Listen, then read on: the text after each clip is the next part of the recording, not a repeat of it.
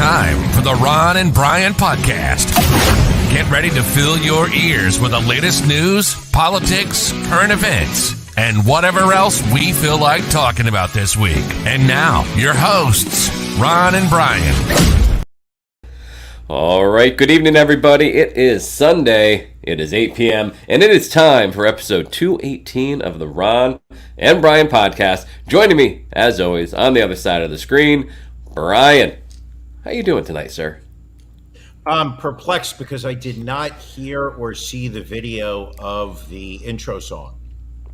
You did not? The countdown, and then it went right, and then I heard then it was just the screen went black for a while, and then it went right into you announcing it. So Matt Beaker, our loyal producer, absolutely not an anti-Semite, but Matt Beaker. I saw it on my end, I have to say. I don't know. And I'm telling you, let's listen. We're going to cut this. We'll cut this before we put it on YouTube, so this way people don't hear this.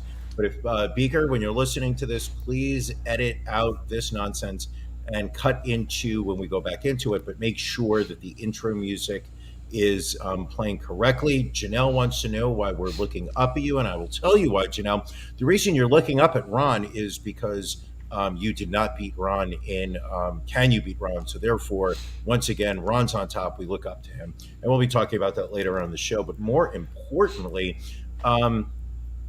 Ron, how are you doing? I'm doing good. You know, it's been a good weekend, beautiful weather here in the Northeast, and I am excited to do this podcast.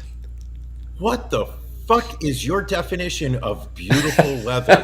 It's oh no, it was it was horribly hot. Oh, it was hot. It was muggy. It was miserable. Okay. You were being sarcastic. I did not pick up on that. I did not. This was the epitome of hot podcaster summer. Hot podcaster summer.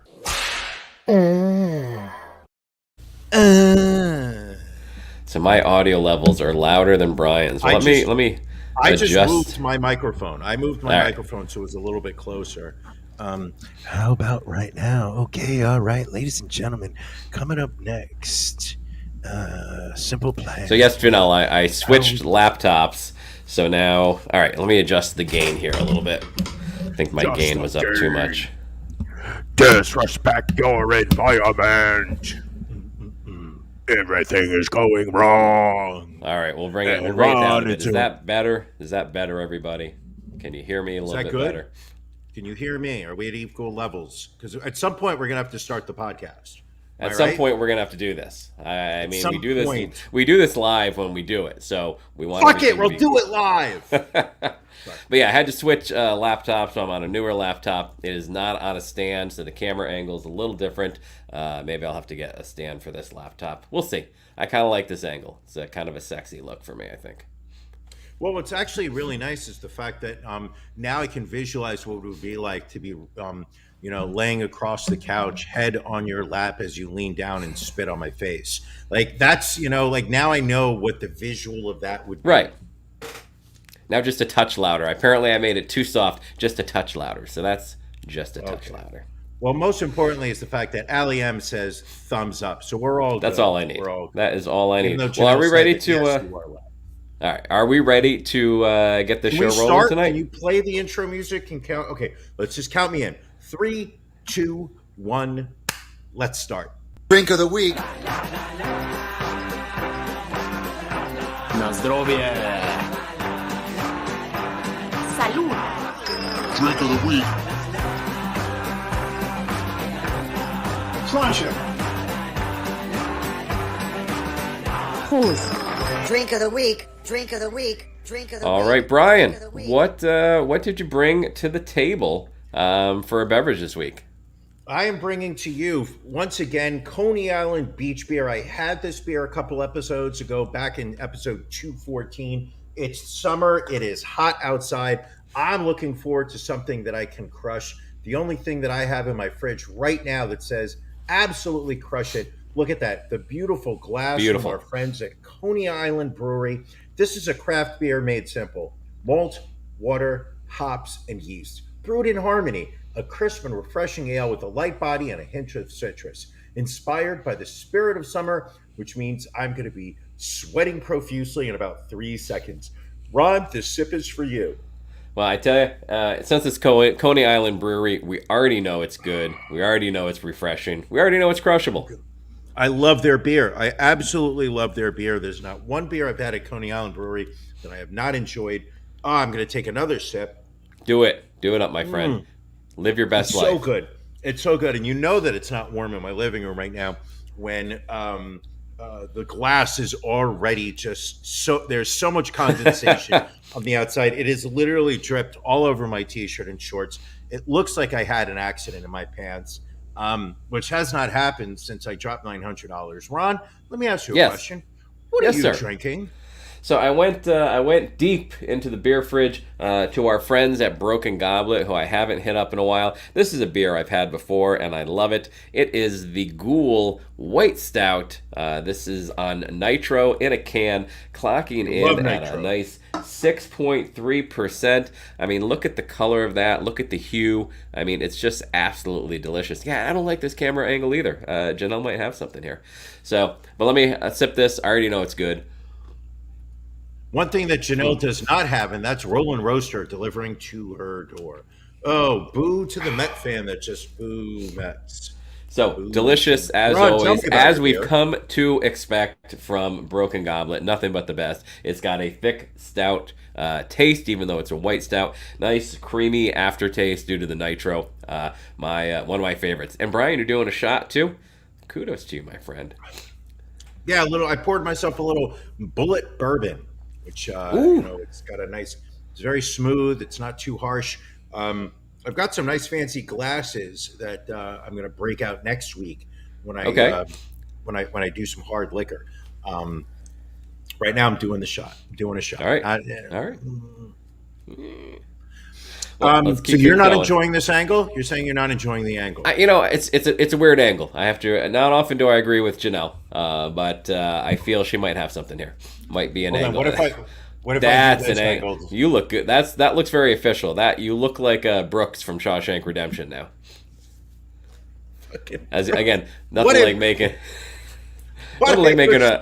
a random reference of a 25-year-old movie. But not only that, it's the fact that I got that reference perfectly. It's because we love each other. We are soulmates. That's why. Muy simpatico. All right, let's keep things going here. It's time for Beef of the Week.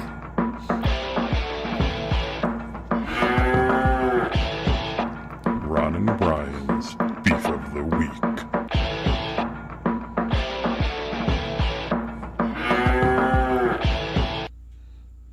All right, Brian.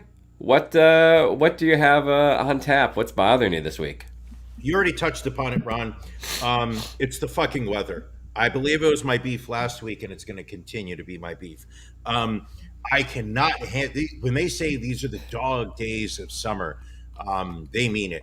These are some of the worst, absolutely worst days to be outside. Unlike a lot of Americans, there's still a lot of people that are working remotely. Who are able to, stay indoors. I am, working in an office. So every day I'm waking up in the morning, I'm sweating profusely as I get dressed because no amount of air conditioning can overcome this terrible heat that we're going through here in the Northeast.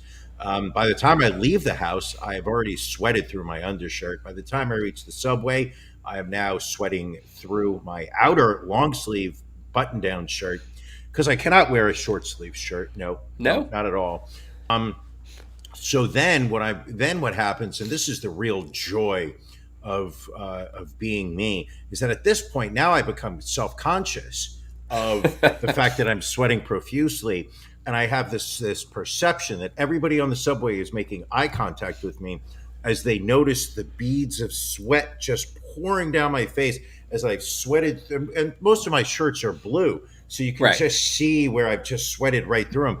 And that causes me to get more nervous. And now I'm just sweating from not just heat, but now anxiety at the same time. So by the time I get to work, literally earlier this week, somebody asked me to come over to their desk to review something. And I said, I will not walk over until I stop sweating. And an hour went by. An hour went by before the outer shirt had dried up, for lack of a better phrase. So can you not wear like a short-sleeved polo shirt? I could. It just looks too. I feel like it looks too casual. Okay. The people that work in the office really are, for the most part, long sleeve. Oh, and this is another one. If I can continue my beef, is that Con Edison, which is the power company that brings electricity throughout the 5 boroughs here in New York. Con Edison ruled on both Wednesday, Thursday, and Friday that because of the heat, that there was going to be such a demand for electricity that they announced what is referred to as a curtailment event, which is when they order buildings to cut down on their electrical use. So common areas, the lights were dimmed. Sometimes, every other light bulb was on. Elevators, my elevator bank that goes to my floor normally has 3 elevators servicing. Last couple of days, it was down to 1. And then most importantly is that they cut the air conditioning down so that it pretty much felt like a fan. So it was hot and muggy on Thursday. I actually had to take my laptop and work out of the conference room. I know what you're saying, people, first world problems, but it was not fun. Not fun. I'm sorry to hear that, my friend. Sorry to hear that. That's okay. That's why I'm pounding beer right now to make up for all the lost water. Ron, what are you drinking? Yes. What? We already did my drink of the week. It's beef of the week. Where's your head? Where's your head, my friend? I don't know. It's the heat. It's frying my brain. Ron, let me ask you a question. Beaker, if you can edit out that fuck up on my part, and we're just gonna clap in after I do 1, 2, 3, 2, 1. Hey, Ron, I got a question for you. Yes, my friend. What's bothering you? Well, I had a lot of things bothering me this week. And again, maybe it's because of the heat. Maybe I was on edge. Maybe I was temperamental. But there was a lot of things. But there was one thing that kept coming back to me. The behavior of an individual that was so egregious that it just really eventually warranted being my beef of the week.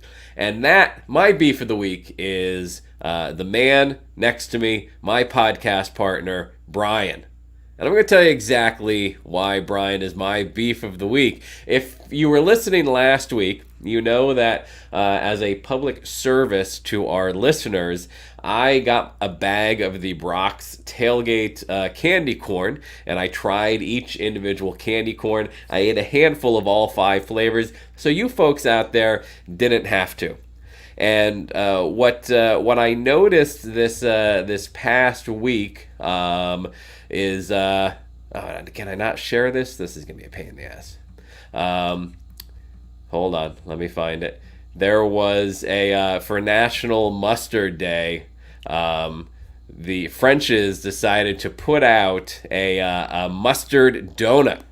Now, this was in collaboration with Dough Donuts out in New York City. If you went to one of their, I believe, 6 locations in Manhattan yesterday, National Mustard Day, you could have gotten one of these mustard donuts to try for free. And I said, Brian, you're up. You're on deck. I took the bullet last time. You need to go have this donut. And Brian, without even thinking, without even considering our listeners, the general public, whatever, just said, nope, not going to do it. Not going to make the effort. It was disappointing. It was hurtful. And in my opinion, worthy of beef of the week status. Care to defend yourself? Ron, I want you to know something. Yes. I hear you. I hear you. I hear your words. I hear your pain. I've taken it in, and I've resolved that I'm going to be a better person moving forward, despite the fact that I will never have a mustard-flavored donut. Now, the problem here is the fact that you willingly, on your own, decided you were going to try that Brock's hot dog flavored 49% doesn't have to do it. 51 does. Is all I'm trying to say. But that, I would like a donut. Don't get me wrong. I would love a donut. I was in the mood earlier today for a Krispy Kreme, just glazed donut. Those things are just utterly delicious. But if you're going to tell me that I need to spread French's, first off, French, absolutely. I mean, that is the absolute worst mustard. I mean, not that. I mean, that is the kind of that is French's is the official mustard of every trailer park in the Southwest America. French's is a proud sponsor of Kid Rock's current tour. French's mustard is what Donald Trump served to the college football team that visited the White House when he served them fast food. French's mustard is what poor people use as a binder when they're making poor man's burnt ends. French's mustard is what I would consider the lowest level of the mustard. Gouldens, which I've just gotta stop. All right, I wanted to see how long I could let it go, but I had a feeling you had too many legs on that. I felt like you were going to keep that going. Well, Brian, if you ever want to redeem yourself, Brian, I have another food item that you can try. I'm going to pull up a photo of it here. What is it? So, Brian, this is a chicken testicle pizza. Bullshit. There is no way that a chicken's testicles are that big. Even that big. So this is now take a stab as to what part of the world you feel this testicle pizza might come from. First off, I'm going to guess Colorado, but first off, don't tell me to take a stab when you're talking about testicles, because I'm already going to I'm instinctively going to protect my groin.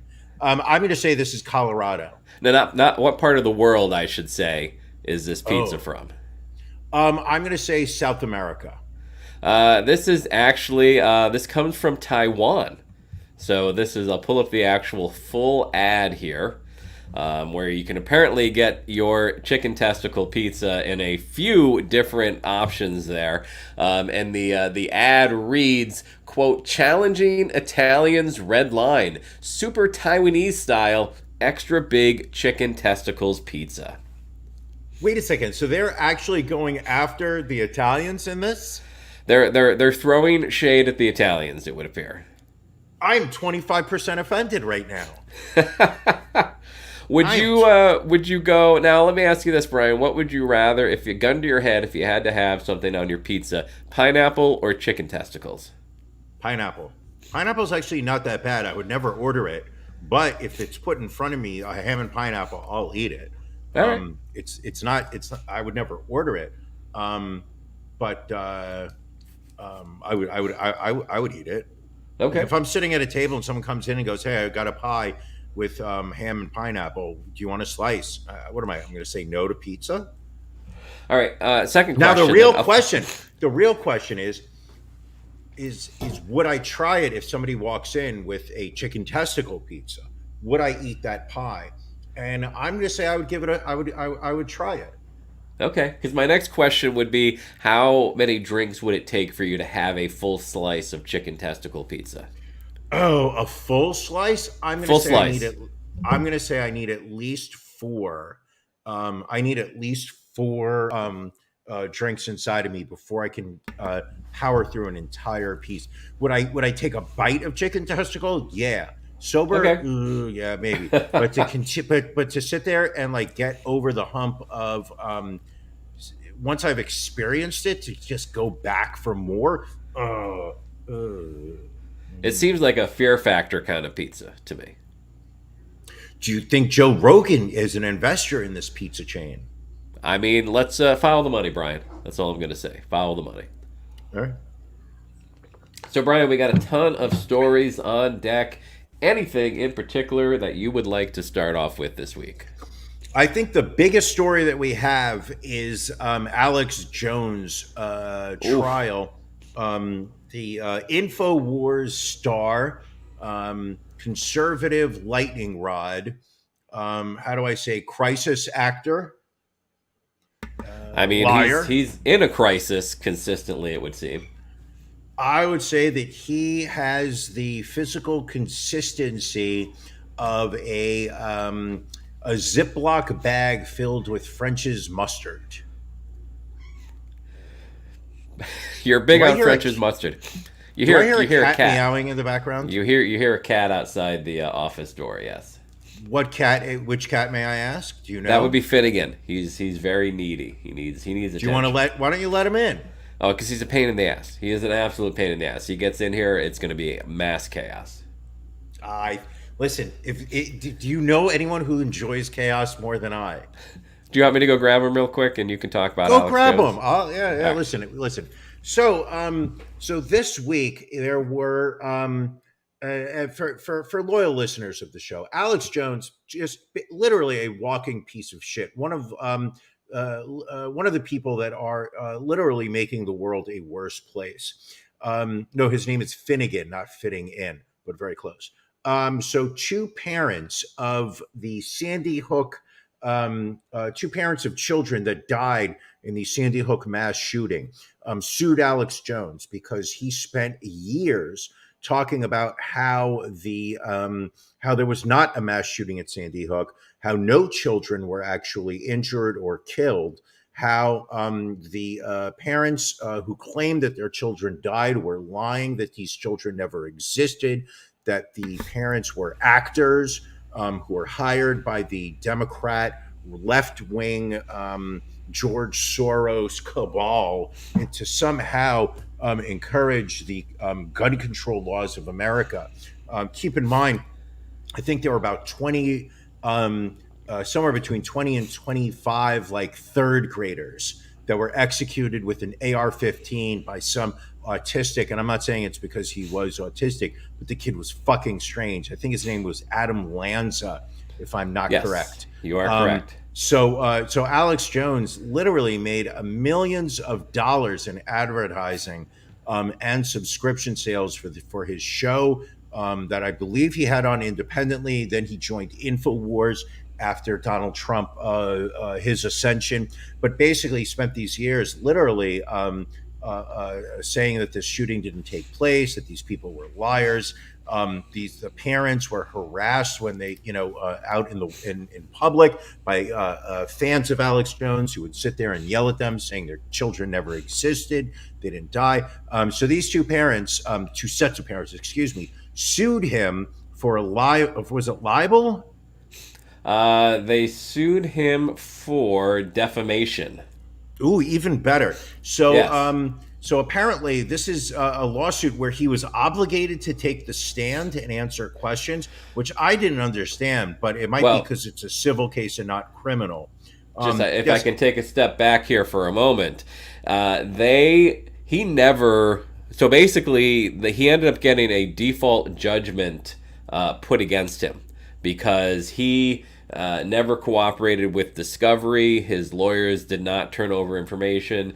So the reason he had to come testify is that he was literally, trying to lessen the amount. Like, he had already lost. So the only reason he went to testify was in hopes that he could somehow reduce the amount of the damages that were going to be. Okay. So he didn't even bother putting up a defense in this case. He didn't put up a defense. He just he was just like, whatever, fuck it, I'm going to ignore this lawsuit. And then when he lost, and then they said, oh, wait a second, you actually could lose tens of millions. So that was it. That was when InfoWars decided to go file for bankruptcy because they were trying to avoid being responsible for paying out any damages in the case. And that was when the judge was like, that's great. We're after you, Alex Jones, not InfoWars. Well, and I think and Alex Jones has also suggested that he may try and declare bankruptcy, but the challenge becomes for him, which was, I think, my favorite part of the trial was when the lawyer for the families let Alex Jones know that Alex Jones's lawyer accidentally sent the entire contents of his cell phone to both sides, to the defense and the plaintiffs. Apparently put the entire thing in a Dropbox. We're talking, I think, 2 to 3 years of emails, text messages, things of that nature. The plaintiff's attorney reached out to Alex Jones' attorney and said, just giving you a heads up that you've done this, and, if you want to try and, petition the court to not allow us to use this. And his attorney, for whatever reason, did not do anything with it within whatever this window of time. I think he had a 2-week period of time to do something about it, and did not do anything with that to prevent that information. So now you have the plaintiffs with text messages that contradicted Alex Jones' deposition for this case. So and it's opened a potential for perjury charges. It's opened a potential for fraud charges. Because he talks in the text messages about saying that he'll falsely claim bankruptcy to try to avoid paying any damages. There is allegations that they found child pornography on his phone. The January 6th committee has reached out to the plaintiff's attorney asking for copies of his text messages and emails, anything Alex Jones, because Alex Jones was texting back and forth with Roger Stone, anything relating to January 6th, they've asked for. And they're going to get. If it's in there, he can hand it over, and he definitely will. I mean, the plaintiff's lawyer this is a case that will continue to drag on, and I'm surprised that somehow with it. I'm surprised that it has not become a public Dropbox link that everybody in the world does not have a copy. To me, the technology is there. I'm not sure why we're not already there. So basically, the way it came down was, the initial cost was $4.1 million that Alex Jones had to pay, and then in punitive damages, number came out to punitive damages. Yes, came out to $45.2 million. So, what's the next step? Is he going to file for bankruptcy? What is the likelihood that these people are ever going to see some money out of this? So I don't know what I don't know what the likelihood is. One of the things, though, with having his cell phone records for the last 2 to 3 years is they now have all of his financial information as well. They know where his bank accounts are located, and so now, this could become a federal case. I mean, this is going to be a case of, even if he files for bankruptcy, what is interesting is, back in the George W. Bush days, they changed bankruptcy laws to make it harder for people, number one, to declare bankruptcy in this country, and number two, they also changed, what could be discharged in a bankruptcy case.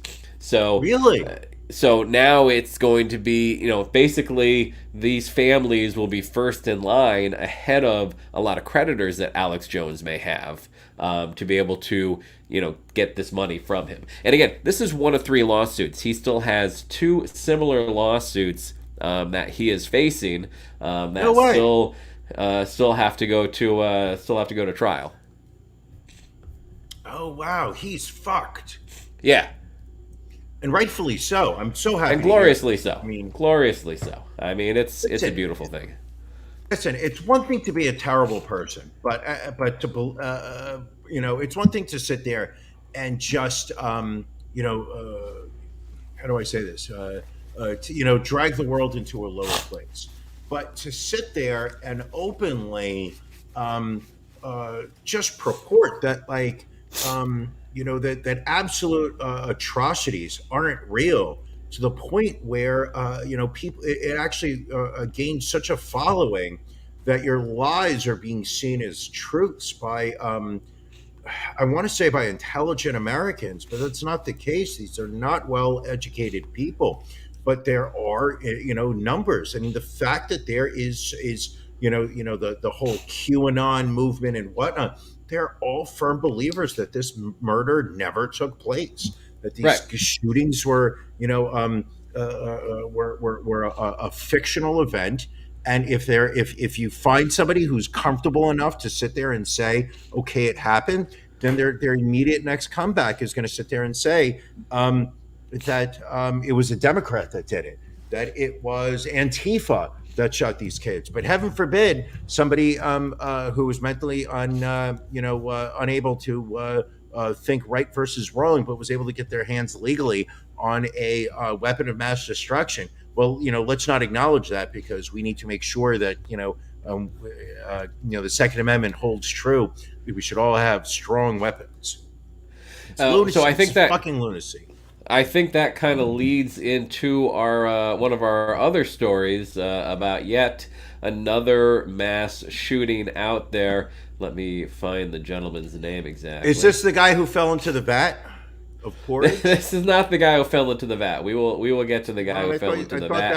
I thought that was your segue into the guy who fell into the vat of porridge. It was not this. So this is a gentleman by the name of Stephen Marlow in Butler Township, Ohio. He killed 4 people on Friday, and prior to going on his shooting spree, he posted this video on his social media accounts. So Mom, Dad, Kevin, Carrie, Brendan, I just want you to know I love you more than you will ever know. I could not have asked for a better family.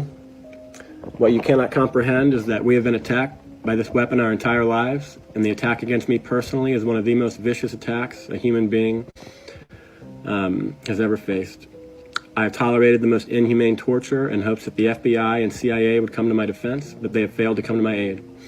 My only hope is that you come to understand what has happened here.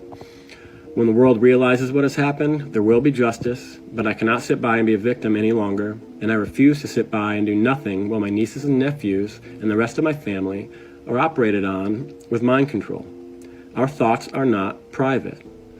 It is disgusting and it is cruel. I will be launching the first counterattack against mind control in human history. I want to be very clear, this will not be an active shooting event.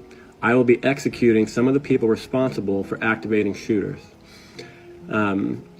If I happen to survive, please visit me in prison, if only to see the same man you have always known, rather than the victim of some mental disorder that does not exist. What you may not understand is that I will gladly die to expose this, and I will gladly die to help one other victim discover the truth of what has happened. If I can help another targeted individual fight back against telepathy, then the sacrifice will be well worth it. To any TIs who read this, understand that your attackers use the form of ventriloquism I describe in the paper to move your thoughts, but your thoughts can also move their mouths. To my friends in Chicago, Lexington, Dayton, and all over the world, get this email out to everyone you know.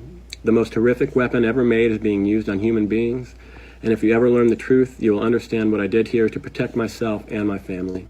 Get this out to other TIs, other voice hearers, so the world has a chance to fight back.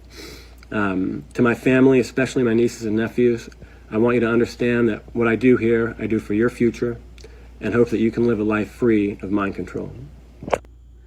So now, this gentleman was arrested last night in Lawrence, Kansas, and is in the process of being extradited back to Ohio to face charges on 4 counts of murder.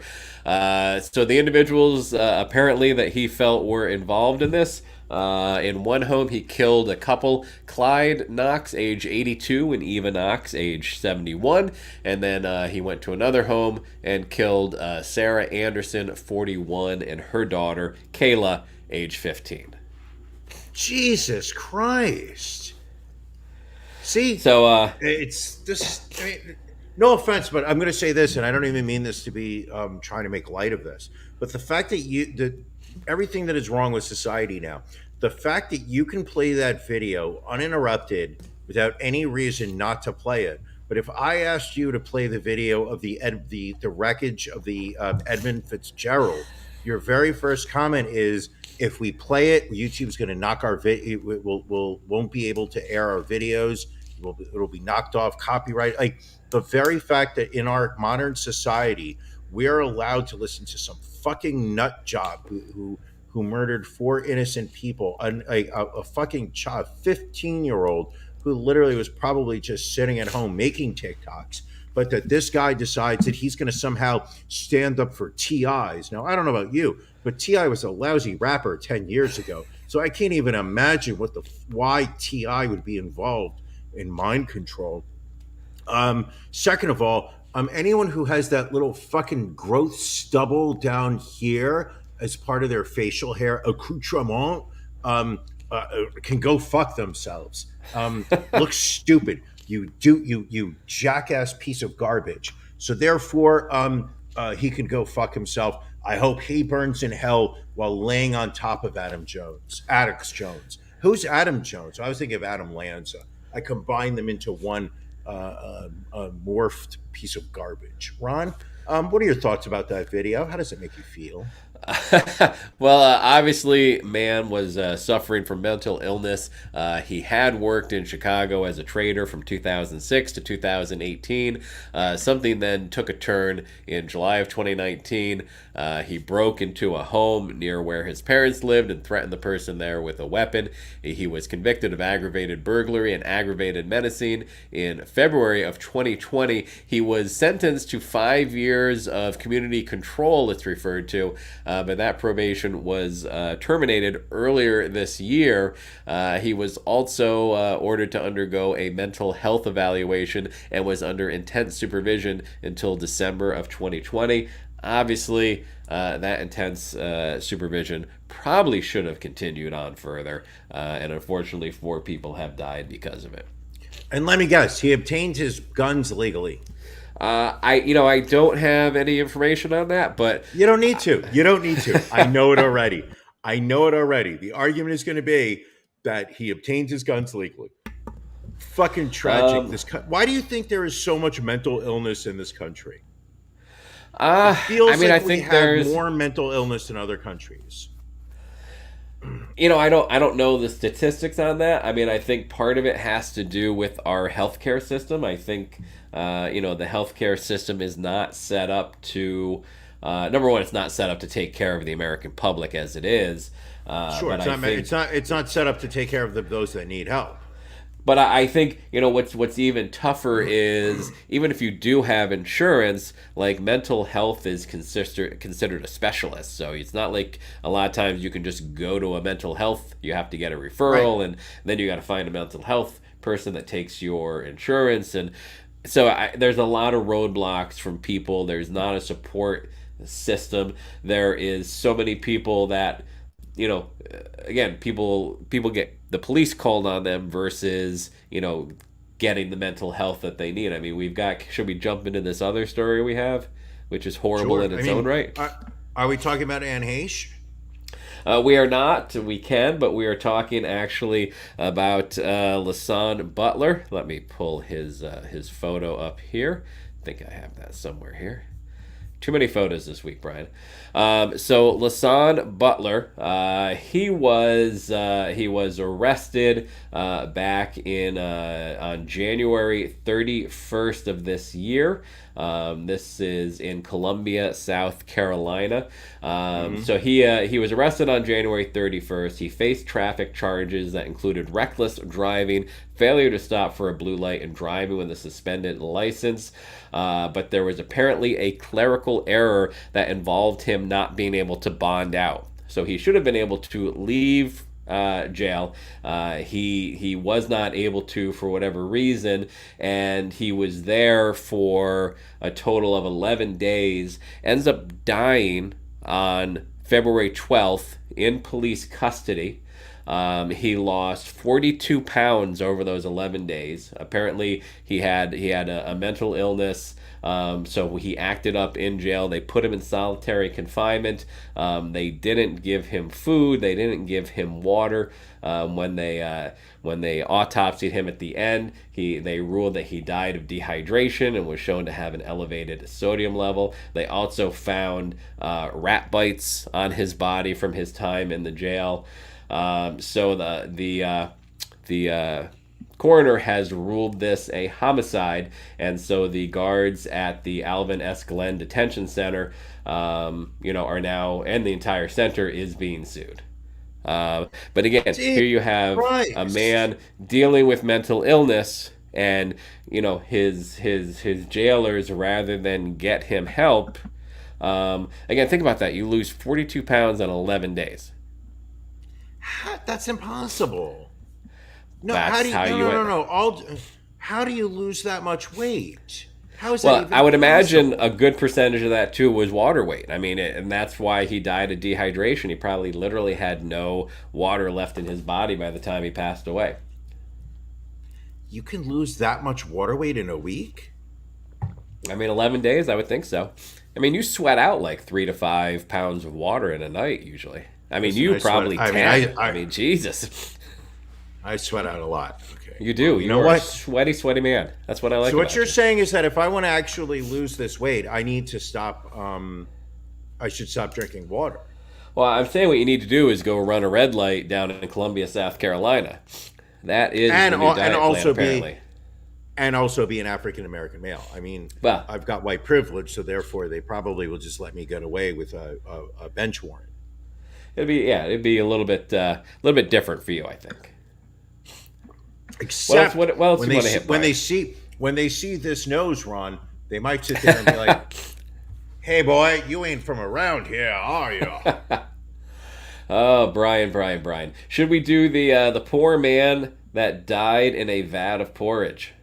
Yes, and more importantly, the fact that we have video of a man. This is not made up, people. This is not an exaggeration.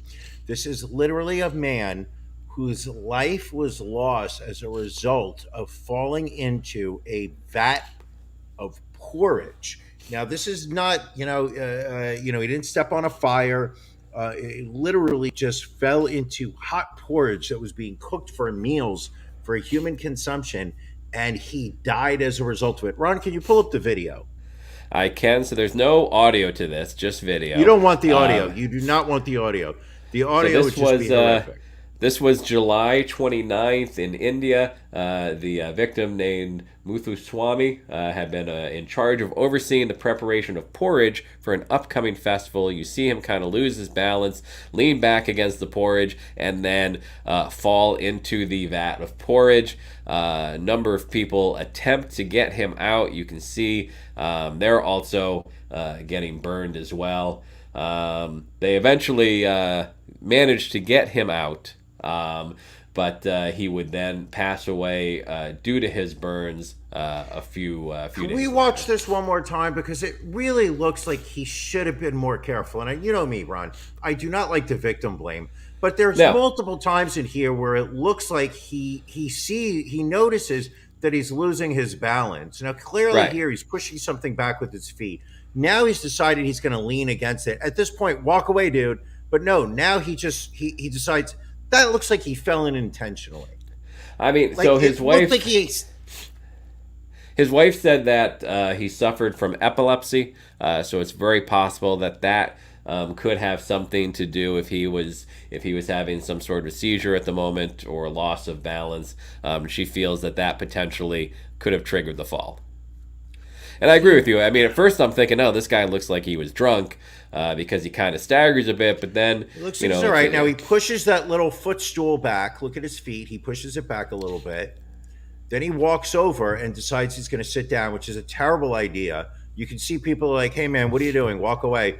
And then he just slides. It's almost like he went backward. It's like he yelled out "trust fall" in Swahili. It was like "trust fall," and he just went right back into the vat of porridge. First off, how many people are eating this porridge? Because that is a lot of servings. What exactly is porridge, like an oatmeal? I believe so. Yes. And it was a festival, so clearly you needed a lot of porridge for everybody attending the festival. Now, usually when I think of food at a festival, I'm thinking corn dogs, I'm thinking funnel cake, maybe some zeppelis, some sausage on a roll. Maybe this was a porridge festival. You don't know.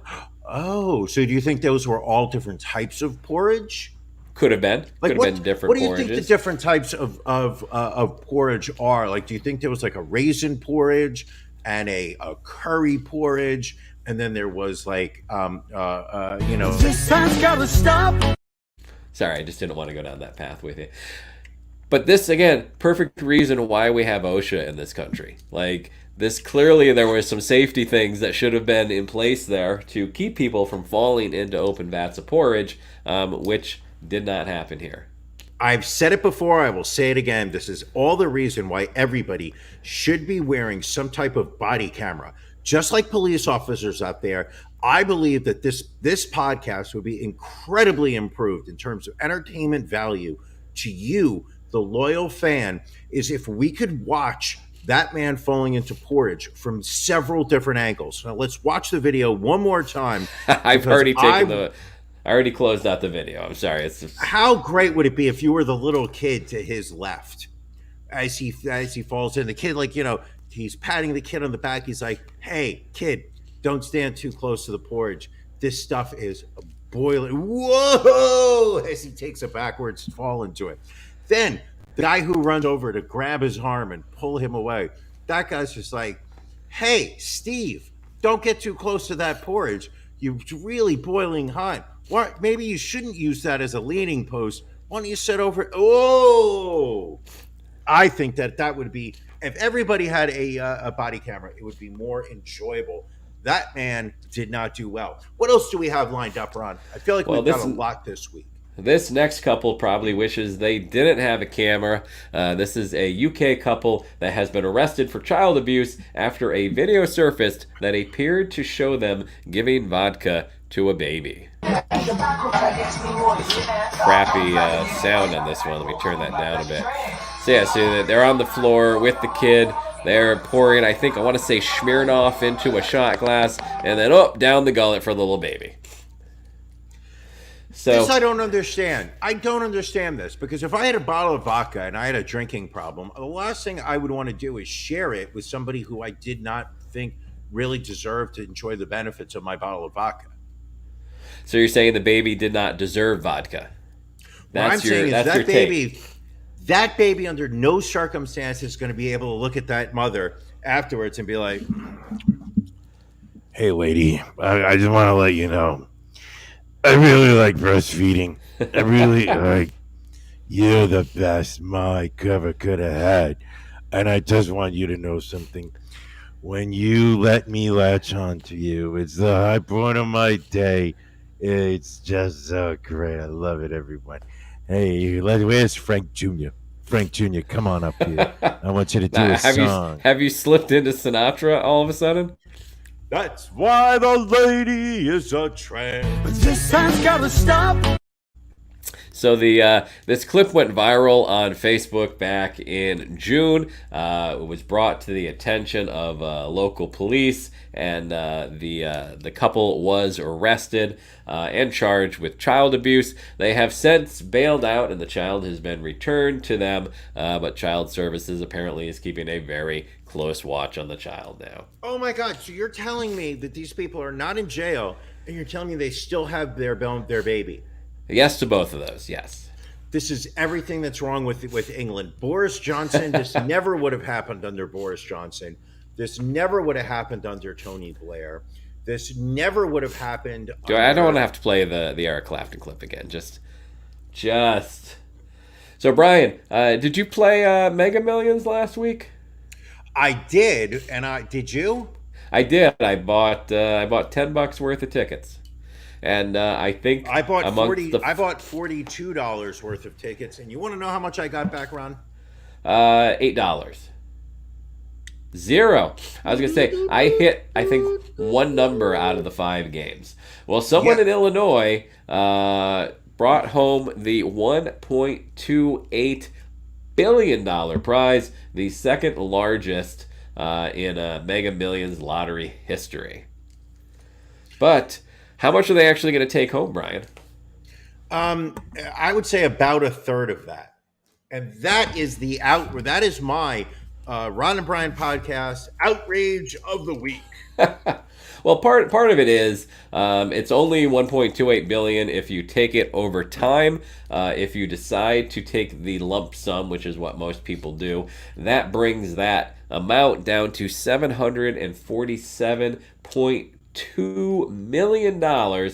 The winning cash prize, you get 24% withheld, sent directly to the government, and then it bumps the remainder up to like 37%. So I think the total number is about $470 million that someone will keep. I'm forgetting the Illinois state income tax of 4.95%. So that brings that down to $433.7 million. Still, of course, not a bad take. A massive amount of money, but I mean, really, when you think about it, the advertised amount is just so much higher than what this individual is walking away with. I do not want to assume his gender, so I will not. Would you? Here's a real question, Ron. If you were to have won the big prize, would you do the one-time payout of it, or would you do the? I would take it over 30 years. I would take the lump sum because they always say due to inflation, even though you lose money from the lump sum, by the time like you hit year, I think 14 or 15, inflation would have devalued the payout over time. I guess. I know you're right, and I get the logic there, but there is absolutely a part of me that thinks, you know what, from a financially prudent perspective, it's better to know that for the next 30 years, I've got a gigantic check coming in rather than having the ability to piss it away and fuck it up all at once. I mean, it's very much like, the Bobby Bonilla situation. Bobby restructured his contract, and he'll be getting $1.18 million from the Mets, I think, for another 18 or 20 years. We'll have to ask Dom, because we know that Dom loves the fact that every year when it is Bobby Bonilla Day, and I get to mock the fact that one of his highest paid players on his team is a player that's not even playing anymore. And what I find even more humorous is, and I think I sent you this story the other day, the physical contract that Bobby Bonilla signed recently sold in a sports auction for $180,000. So again, everyone making money off of the Bobby Bonilla contract, with the exception of the New York Metropolitans. I fucking love it. I absolutely love it. The Mets are terrible. They're team trash. They're team trash, I tell you. But that really is just something that just brings so much joy to my heart, and that is the fact that the New York Mets are a terrible organization. Hey, I had a question for you, Brian, because we forgot to talk about it prior to the show. Did you have a lightning round or not for this evening? Oh, you're goddamn right I have a lightning round. Uh-oh, look out. Do we want to, before it gets too late in the show, do a quick lightning round? I'm ready for it. Are you ready for it? Am I ready for a lightning round? Why, yes, I am. All right, people. We have not done a lightning round in a while. If for those of you that are not familiar with a lightning round, basically I ask, or Ron asks me. I ask Ron asks me. 10 questions, rapid fire. You are not allowed to think about the answer. You must instantly answer the question. The person asking the question has the right to ask follow-up questions about the answer. So if I were to ask Ron a question of baseball cap or no baseball cap, and he says baseball cap, I can say, but what kind of baseball cap? At which point Ron would have to take his hat off and say, Ron and Brian podcast baseball cap, which you can get by going to ronandbrianpodcast.com, clicking the link in the upper left-hand corner or the right-hand corner, depending on whether you're dyslexic or not, and you will be able to go to our store and purchase one of those caps just like Ron's wearing right now. Ron, are you ready for the lightning round? I am ready. Ron, let me ask you a quick question, only because I truly love you. Question number 1, COVID or monkeypox? Gotta go monkeypox. Monkeypox, really? It's so hot right now. So hot right now. Also, it is, COVID, so 2 years ago. Missionary or doggy? I mean, with my back, doggy's actually better. Understood. Easier on the lower back. Wet wipes or shower? Shower. Okay. What about fried shrimp or seafood boil? Fried shrimp. Even if you're at a place that specializes in seafood boil? Even if. I love me some fried shrimp. Really? Good to know. Yeah. Sam Kinison or Andrew Dice Clay? Sam Kinison. Without What a makes doubt. you say that? Listen, I would say Dice was hilarious. I would say Sam Kinison was a revolutionary. Speaking of revolutionaries, Ron, AOC or Kamala Harris? Gotta go AOC. New York represent. Understood. Speaking of New York, Ron, 2009 Yankees or 1996 Yankees? I have to go with the 96 Yankees. Why do you say that? Because it had been, 18 years since we won a World Series, 15 years since we had been in one. We were underdogs, and what was it, game 3, they turned it around. One of the best stories in, I think, baseball history is the 96 Yankees. So always hold a special place. Speaking how holding a special place, Ron, salt or pepper? Salt. Is that because pepper, you do not like spicy food, hence you do No, I do like spicy boil? food. Everything needs salt, not everything needs pepper. Wow, that's a truth bomb. Starbucks or Dunkin' Donuts? Dunkin' Donuts. Interesting. Because you're a man of the people, or because That's you right. have more allegiance to Boston? I'm a man of the people, Brian. I'll catch lightning in a bottle and then cram that bottle straight up your ass. Not sure what that sound effect was.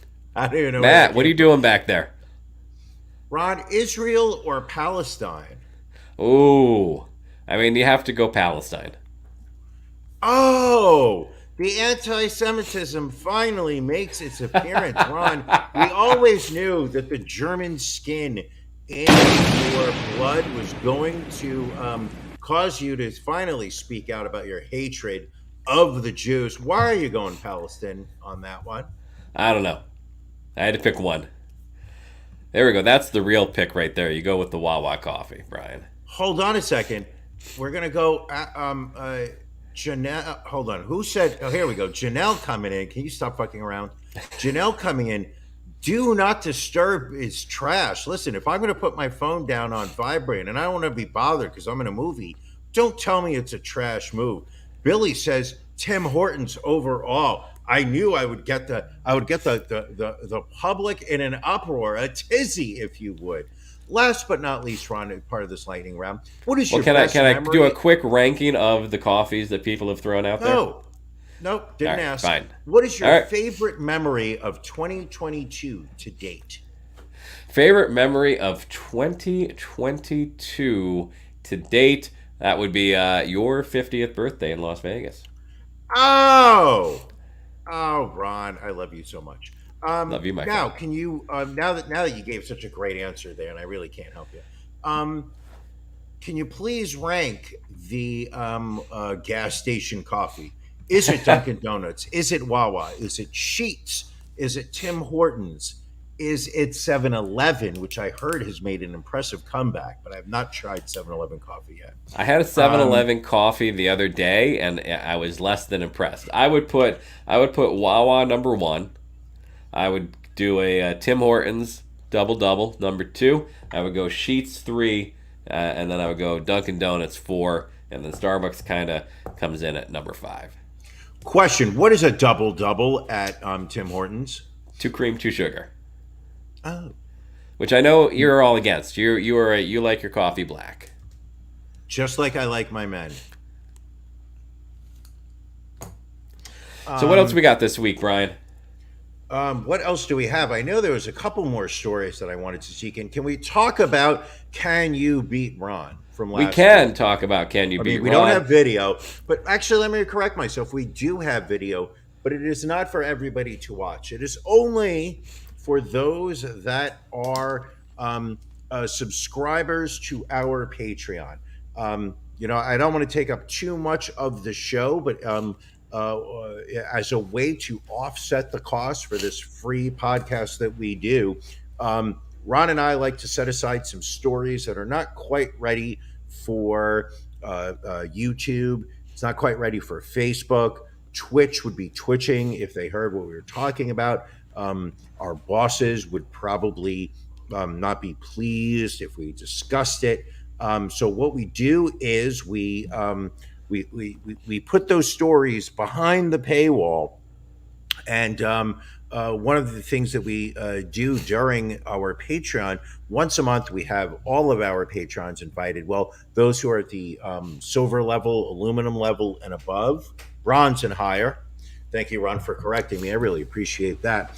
Anytime. At the bronze level or higher, you are given a link every week to a live stream. You can join the show on the last Sunday of every month. We did it last week. We play a game called Can You Beat Ron, which is a game that, Ron, I would say you've won at least 80% of. Would you agree on that? I would say maybe more in the 70 percentile range. But all right, but it's just an impressive amount. Last month, I win more than I lose. Let's put it that way. Oh, by far, not even close. Last month, which was technically last Sunday, we did Can You Beat Ron? And it was all about how well do you know me? Friends of the show, William Esquire, along with Janelle, joined it, challenged Ron to, the contest winner. If anybody can beat Ron, is the podcast makes a $25 donation to the charity of your choice. That is a way that we like to say that, the money that comes in, we will, take the hit for the name of charity. We want to make sure it's going to a good cause. Fun was had by all except for those that did not win, meaning Janelle and William Esquire. Ron, how did you feel having won Can You Beat Ron?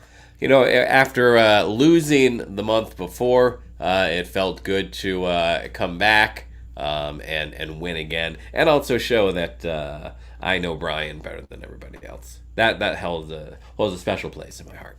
Considering that the first 3 or 4 questions you were not showing an impressive, but it was not a strong start. I didn't start strong, but I finished strong. I believe you got 5 of the last 7 questions correct, which I was impressed by. Especially when I asked you the question, how old was I when I got my first hemorrhoid? And you knew not only the age, but exactly the date. Clearly, one of the things it just let me know that you're listening when I talk. Here, speaking of which, great question, Allie, I'm bringing up. What about lightning round for me, Ron? When are you ever going to do it? Next week, we will have a lightning round for Brian. That is my pledge to you. One more quick. I feel like Allie needs to come on to the Patreon with us. Join. There you go. 1 month for only $10 a month. She can. I feel like she would give you a run for your money as part of our August Can You Beat Ron? There you go. One more story coming up here. This is about a professor at a Georgia university, the University of West Georgia to be exact, who fatally shot and killed an 18-year-old woman who was ironically scheduled to attend that school in the fall. This is Richard Sigmund right here, age 47. Apparently, he had gotten into an argument at a local pizza place, and he threatened to shoot a man that he had gotten in an argument with. Then, for whatever reason, he came back, he opened fire, started shooting into a parked vehicle. The young woman was struck and killed, and he has been charged with murder, possession of a firearm, and aggravated assault in the death of Anna Jones. And this was just a real scary story in the sense that there's absolutely no understanding of why this man, what the fuck happened to him? I think he may have gotten beat up a little bit. I'm going to say that man got dragged across the ground by his forehead. Very that possible. is not a birthmark of any type. That is, that looks like somebody just dragged his head across a gravelly road, if I'm not correct. Jesus Christ, that is not good.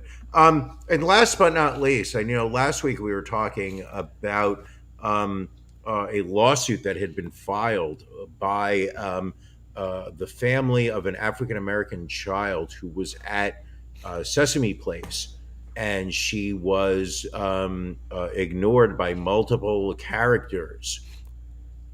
Personally, I would have ignored her, not based on the fact that she was African American, but the fact that she was at Sesame Place, which we all know is just a terrible place for you to bring your child. Because as Ron, as somebody who works in the hotel industry, children go missing at Sesame Place all the time, and nobody talks. I don't believe that that's factual, but okay. So why do you bring that up, Brian? You didn't say that children go missing? No, I did not say that. Or do you bring this up for the fact that now this appears to be happening at Chuck E. Cheese as well? Well, if there's anything that is just wholly American and stands for everything that makes this country great, it's Chuck E. Cheese. And now we have a lawsuit that has been filed. A complaint has been lodged against Chuck E. Cheese Corporation. I would assume. Well, no lawsuit filed yet, but a woman has filed a complaint against a Chuck E. Cheese in Wayne, New Jersey, claiming that her 2-year-old was racially discriminated against. Can we Do you want the video, Brian? Watch video? You know I want the video. You know I love the video. So we let's take us to Wayne, New Jersey. Look at that girl, so excited, so excited. She sees Chuck E. Cheese. When you celebrate your birthday at Chuck E. Cheese's. So you could see him initially high-fiving the white kids on the stage behind him, and then the little girl. Again, I don't know if what the line of sight is in those mouse heads, but it certainly looks a little bit suspect. I feel like it looks like he saw her, or she. It could be a female inside. It doesn't have to be a male, but it looks like whomever was in there. First off, was at a stage 3 of heat exhaustion. I believe that the person in there had dropped 42 pounds of weight since the beginning of their shift, as they sweated profusely.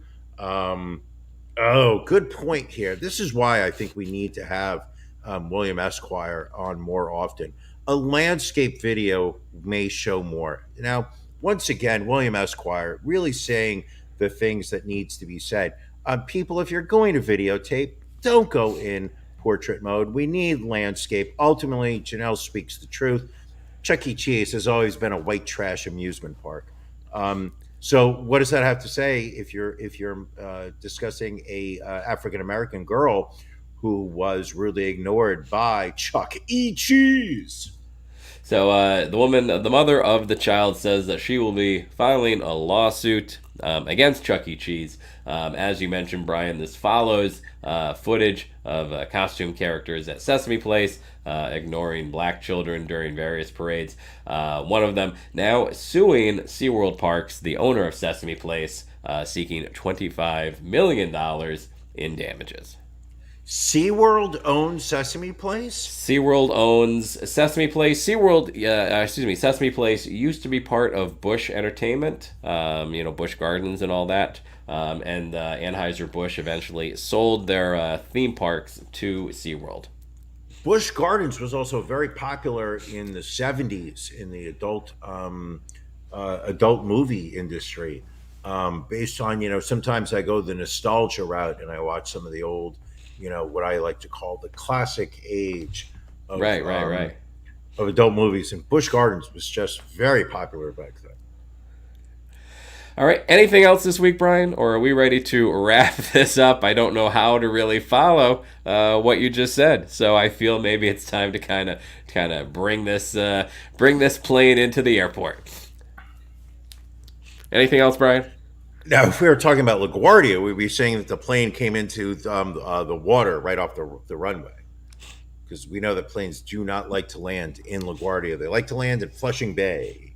All right, well, we are going to get ready for After Dark for our Patreon subscribers. taking place in just a mere 21 minutes. So Patreon subscribers, we will see you in 21 minutes. Everybody else, we will see you next Sunday. Brian, anything else that you'd like to end on? Yes, I would like to say that I am speaking to you as a humbled American. The New York Yankees got swept this weekend by the St. Louis Cardinals, who I do not believe are that great of a team. But they won 1-0 yesterday. We were unable to score a run. Today we scored 9 and lost by a score of 12-9. The Yankees are looking terrible. The New York They're what, Mets, 3-7 now in the last 10. Just terrible. And the Mets swept a 4-game series against the Braves. You know, it was just a couple weeks ago, the New York Yankees were the best team in baseball. Ever since Ron came up and saw the Yankees, they are now almost not even the best team in New York anymore. I'm not going to say that Scott Kingsley is a jinx, but I'm going to imply, Ron, that you are. I'll take the hit. Well, thank you, Brian. Love you, my friend. No, I love you. Thank you for doing this with me once a week. It means the world to me. The fact that I get to sit here and chat with you, high point of my week. But ultimately, it's about the fans, the people who are there for us every week. The fact that you are giving up a piece of your Sunday night, a piece of your week to join Ron and myself. Don't ever think we take this for granted. We want to thank you for joining us. And hopefully sometime in the very near future, we all, hopefully this monkeypox thing blows over and we can spend some time together. Sounds good. All right, everybody. We will catch you next week. Thank you for joining us on the Ron and Brian podcast. We're live each week on YouTube, Facebook, and Twitch. You can find prior episodes, links to our social media, and everything else Ron and Brian at ronandbrianpodcast.com. See you